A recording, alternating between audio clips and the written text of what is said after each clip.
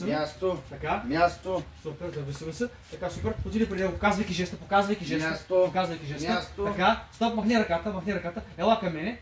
Място. Ела към мен. Сега ще нападна, като нападна, казваш думата. Дръж бак. Дръж бак. Дръж бак. Дръж. Дръж бак. Дръж, момче.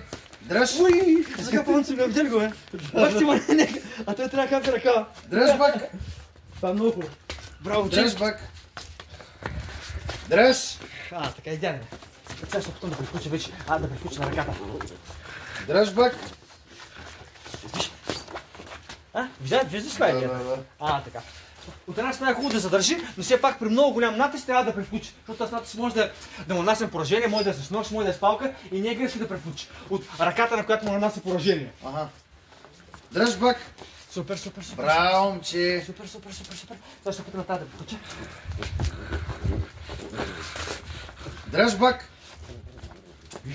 Дръж. Дръж. От сега вече като му нанеса, спазви се. Пускаме на благодарим да човек. Дръж бак. Ето го. Значи идеално стана. Хем задържа, хем после превключи. Да. Но доста силни удари понеси 50 на 50. От една страна е